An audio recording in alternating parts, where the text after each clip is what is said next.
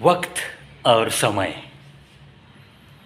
चलो आज की बस यूँ में थोड़ी सी समय के बारे में और वक्त के बारे में बात कर लेते हैं। जो कभी भी एक ही सूरत लेकर नहीं मिलता, उसी को तो हम वक्त कहते हैं। वक्त फिल्म में एक गीत भी है, वक्त से डर कर रहो। ज़रूर इस वक्त की थोड़ी सी कीमत करना जो भी इंसान सीखता है, फिर ज़िंदगी उसे कभी किसी मोड़ पे चौंका नहीं देती, क्योंकि हर चीज़ के लिए वो वक्त का सम्मान रखते हुए तैयार ही रहता है।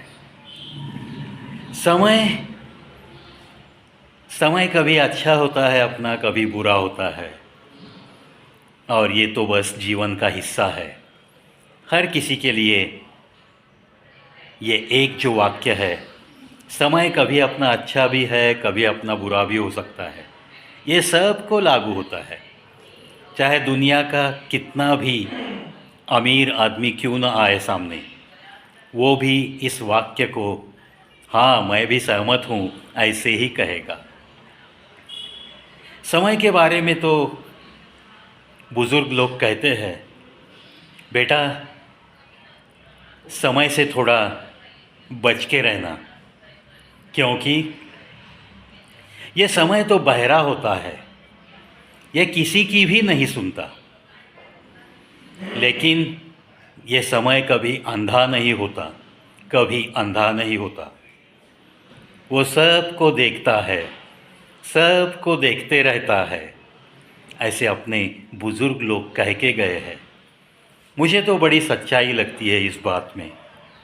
इसीलिए ये वक्त और समय, इन दोनों चीज़ों को थोड़ा सा सम्मान देना अगर हम सीख गए तो मान लो ज़िंदगी बहुत अच्छी गुज़रने लगती है।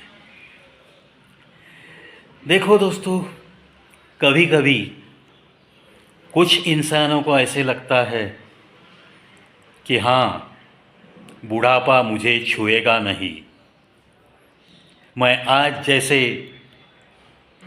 ज़िंदगी जी रहा हूँ, आज जैसे मेरे चेहरे पे जवानी छलक रही है, चमक रही है, मैं तो आखिरी सांस तक ऐसे ही रहूँगा।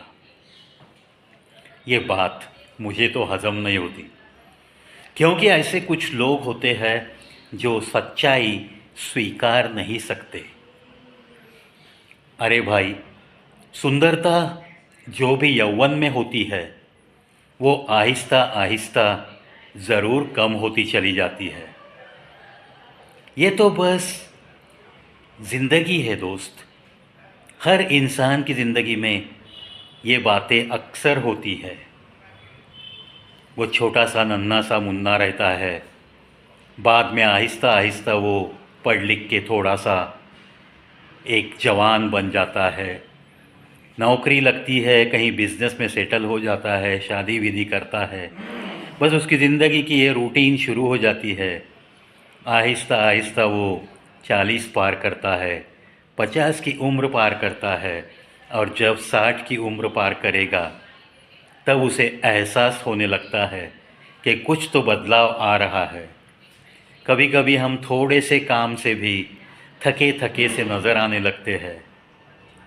कभी कभी जब आईना देखते हैं तो पुराने दिन याद आने लगते हैं। अरे यार, जवानी में अपने चेहरे की चमक कुछ अलग थी, और आज आज हम 60 पार कर चुके हैं, तो अब थोड़ी सी वो चमक कम होती हुई नज़र आने लगती है। दिल ही दिल में थोड़ा सा नाराज़ रहने लगता है वो, क्योंकि स्वीकारने की हिम्मत नहीं रहती। जो भी है, हर दिन जब ये दिन बीतता है, रात होती है, आप सोते हो, और जाग कर जब उठते हो तो कुछ न कुछ बदला बदला सा ज़रूर आपको दिखाई देता है। उसी का नाम है बुढ़ापा। लेकिन ये तो ज़िंदगी का अहम हिस्सा है। अब मैं बूढ़ा हो गया, अब मेरे हाथों से कुछ नहीं होगा, अब तो बस बीमारियां मेरे साथ चलती रहेगी, अब तो बस अस्पताल के चक्कर काटने पड़ेंगे, दवाइयाँ, बस दवाइयाँ, दवा के बदले में आपको कुछ भी नहीं दिखाई देगा। ना आपके जीवन में संतोष रहेगा, ना आप जीवन का लुत्फ़ उठा सकेंगे। जब आप ये स्वीकारने का अपना मन रखते हो, तब जाके आपको ऐसी परेशानियों का सामना नहीं करना पड़ता। ये एक सच्चाई है। इसीलिए एक दिन चला गया तो ये समझ लेना है कि चलो एक दिन से हम और थोड़े बूढ़े हो गए। और अगर ज़िंदगी हमें पीछे लेके जाती है, तब जाके हमें उस ज़िंदगी को कहना है, नहीं मैं तो बस आगे चलता रहूँगा। ये जवानी, ये बुढ़ापा, ये तो बस जीवन का हिस्सा है, वैसे मुझे तो कोई फ़र्क नहीं पड़ेगा। मेरे दिल में जो संतोष है, मेरे चेहरे पे जो खुशियों की आपको दिखती है लकीर, वो तो बस ऐसी ही रहेगी। मैं हंसता खेलता हर चीज़ को स्वीकारता हुआ, बुढ़ापे को भी मैं हंसते खेलते मुस्कुराते हुए स्वीकारता हुआ ज़िंदगी जीकर दिखाऊंगा। इस जज्बे के साथ जो भी बुढ़ापे का स्वागत कर सकता है, समझो कि 60 के बाद या 70 के बाद, आजकल तो बहुत सारी फैसिलिटीज़ है, बहुत सारे अच्छे अच्छे अस्पताल है और हर किसी की आयु थोड़ी तो बढ़ गई है। पहले ज़माने जैसी बातें नहीं है। आजकल आपको 70, 75 लेकिन घूमते फिरते लोग नज़र आते हैं। मस्त हल्ला गुल्ला मचाते हुए किसी बगीचे में अगर आप सुबह सुबह चले जाओगे या शाम को चले जाएंगे तो आपको ऐसे बहुत सारे ग्रुप्स दिखते हैं, जिस ग्रुप में बहुत सारे लोग 70 के आगे, 75 के आगे दिखते हैं, लेकिन किसी के भी हाथों में ना कोई स्टिक होती है, ना किसी के हाथों में कोई आधार लेकर आया है, ऐसे भी नहीं दिखता। इसका मतलब यही है कि आजकल ये जो थोड़ा एक जागरूक हो रहा है इंसान, यानी कि बुढ़ापे का स्वीकार करना ये सीख गया है इंसान, ऐसा ही चित्र मुझे तो दिखता है, जो पहले कभी नहीं दिखता था। देखो दोस्तों, थोड़ी बहुत आँखों की तकरार होगी, थोड़ी बहुत आपको चलने में कमज़ोरी दिखेगी, थोड़ा बहुत 75 के बाद सुनाई कम देगा शायद, लेकिन अगर आपके पास थोड़ा बहुत पैसा है, थोड़ा बहुत हिफाजत से आपने खुद के लिए रखा है, तो आजकल जिसे सुनाई नहीं देता उसके लिए बहुत सारे यंत्र भी है, एक आध दूसरा आप ले सकते हो और आप मज़े में ज़िंदगी गुजार सकते हो। आँखों की रोशनी अगर कम लगती है तो अगर आपके पास थोड़ा बहुत पैसा है तो आप प्राइवेट डॉक्टर के पास जा सकते हो। अगर किसी के पास समझो गरीबी है, पैसा नहीं है, इंश्योरेंस नहीं है, तो वो अपनी सरकारी अस्पताल में जाकर इलाज करवा सकता है। लेकिन ज़िंदगी जीने के लिए है, इस बात को कभी भी दिल से भुलाओ मत मेरे प्यारे दोस्तों। ये बुढ़ापा, ये तो लाख रोकने की कोशिश करो, ये तो जब आना है तब आते ही रहता है। लेकिन उसके बावजूद भी जीने का जज्बा कभी कम नहीं करना है। ऐसे जो ग्रुप्स में आपको जो लोग दिखते हैं 75 के आगे, 80 के आगे, कुछ न कुछ कर रहे हैं, कुछ न कुछ लिखते हैं, कुछ लोगों को लिखने का शौक़ होता है, कुछ लोगों को गाने का शौक़ होता है। मैंने तो एक चैनल पे देखा है, एक ऐसे इंसान बुज़ुर्ग है, उम्र उनकी 92 ईयर्स की है, लेकिन इतने बढ़िया गाते हैं आज भी। मोहम्मद रफ़ी के गीत वो गाते हैं, उनका यूट्यूब चैनल है खुद का, आप देख सकते हो। ऐसे लगता ही नहीं कि वो 92 साल के हैं। 92 years completed by that singer. तो ऐसे जो लोग होते हैं, इनको नज़रों के सामने हमें रखना है और जीने के जज्बे को बिल्कुल ताज़ा रखने की कोशिश में जीते रहना है। कुछ लोगों को लिखने का शौक़ है। अभी मेरे एक सीनियर दोस्त है जो कि फेसबुक राइटर है, सुधीर इनामदार उनका नाम। बड़ा अच्छा लगता है, वो किताबें लिखते हैं, मराठी में कुछ आर्टिकल्स लिखते हैं और ऐसे 55-60 आर्टिकल हो गए तो एक एक किताब उनकी छप के आती है। ऐसी 9 किताबें छाप चुके हैं वो, और उम्र ही is about 70। So we must congratulate such persons.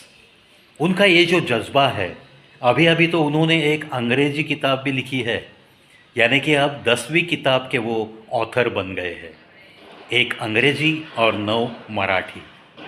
ये जो जज्बा होता है, आयु तो बस वो एक nothing but one figure is there. उम्र जो है वो तो बस एक कागज़ पे हम लोग अंक लिख सकते हैं, 70, 71, 72।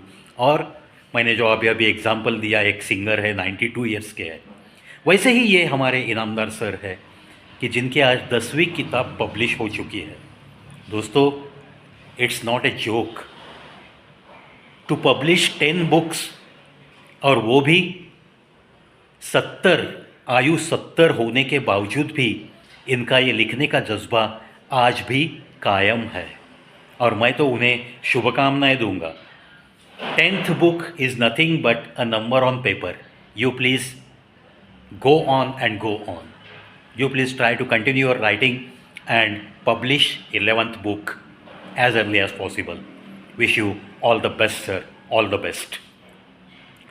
ऐसे जज्बा लेकर जीने वाले जब भी मैं कोई बुज़ुर्ग को देखता हूँ, बुज़ुर्ग यानी कि मेरे से उम्र में ज़्यादा लोगों को जब मैं देखता हूँ, तो मैं मेरे दिल को समझाता हूँ, देख बेटे, ऐसे लोगों के आइडियलिज़म को नज़रों में रखकर आपको ज़िंदगी की राह पे चलते रहना है। और ऐसे ही लोग मुझे और थोड़ी उम्मीद देते हैं, और ऐसे सारे लोगों को, मेरे अपनों को, ये सारे मेरे अपने हैं। जो सिंगर है 92 ईयर्स का, हाँ मैं ये मानता हूँ मैं उन्हें मिला नहीं, लेकिन आखिर वो भी एक बुज़ुर्ग कलाकार है, तो ये उम्मीद बढ़ाते हैं ये लोग। इसके लिए उनका तहे दिल से मैं शुक्रिया अदा करूँगा, और कोशिश करता रहूँगा कि मैं भी इनकी राह पे बस यूं ही एक कलाकार की हैसियत से चलता रहूँगा, चलता रहूँगा, चलता रहूँगा। उम्र, अरे ये तो बढ़ती ही चली जाएगी। मैंने अभी अभी कहा ना, आज का दिन गया तो चलो एक दिन से हम बूढ़े हो गए।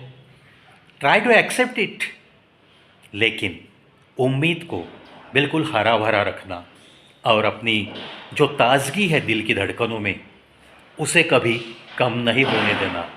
ये तो बस जैसे कि मैंने एक प्रतिज्ञा की है, एक शपथ ली है, और आज तक उसी जज्बे के साथ मैं तो बस इस चैनल पे गए 5 सालों से चल रहा हूँ। और मुझे अभी तक किसी एक ने भी मैसेज करके या फ़ोन करके बताया नहीं कि यार प्रवी, तेरा एंथुजियाज़म जो पहले था आजकल वो ऐसे दिखता नहीं, ऐसे तो किसी ने कहा नहीं। इट मीन्स मैं बस उसी उम्मीद के साथ, उसी ताजगी के साथ इस चैनल पे आता हूँ और कुछ न कुछ आपके लिए रख के चला जाता हूँ।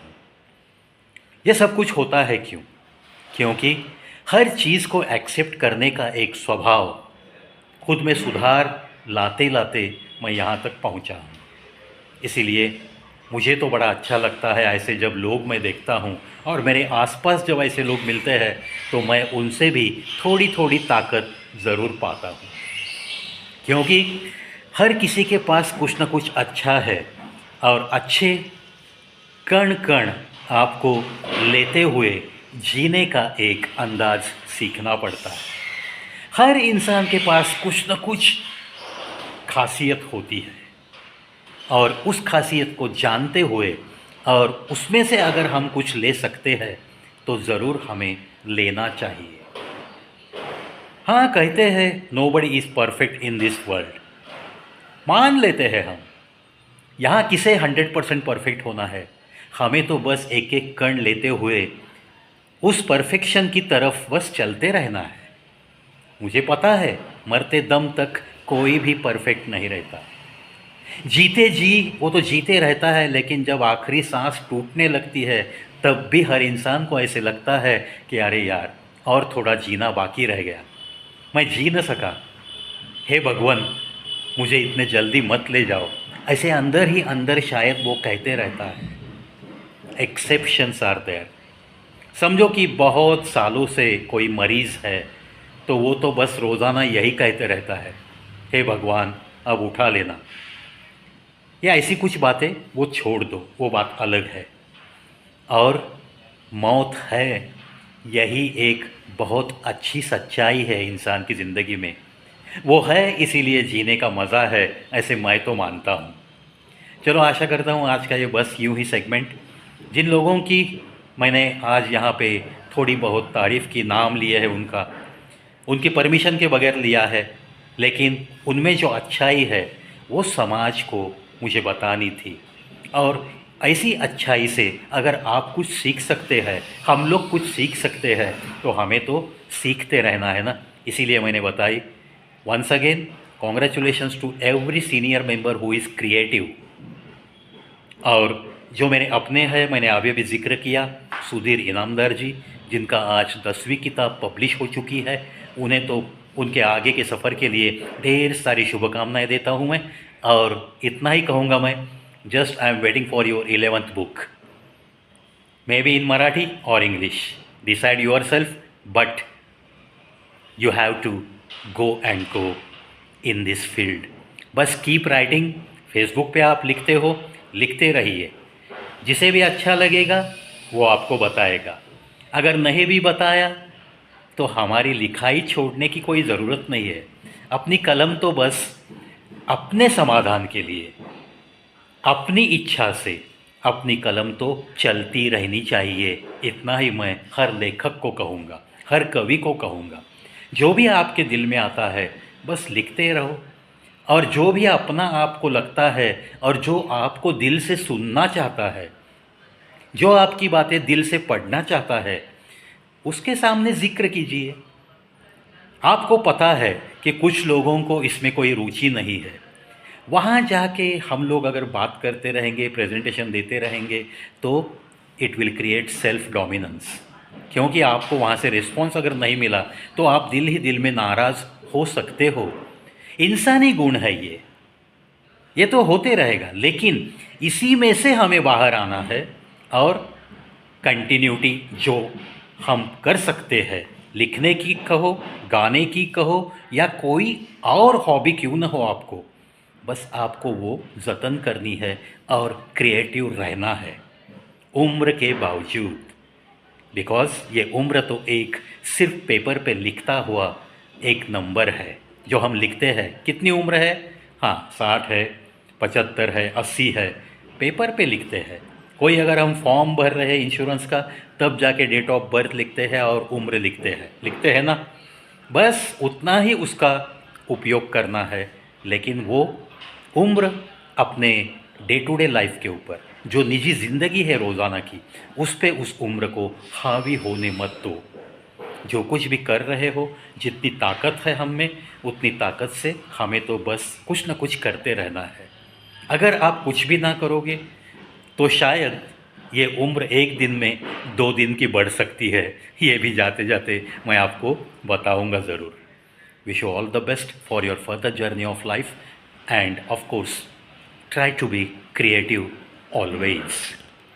दोस्तों, आशा करता हूँ आज का ये बस यूँ ही सेगमेंट आपको भी अच्छा लगा होगा, और मैंने जितने एग्जाम्पल्स दिए हैं उनसे आप भी कुछ न कुछ सीखोगे, इसी आशा के साथ चलता हूँ। फिर मिलेंगे और एक वीडियो के साथ।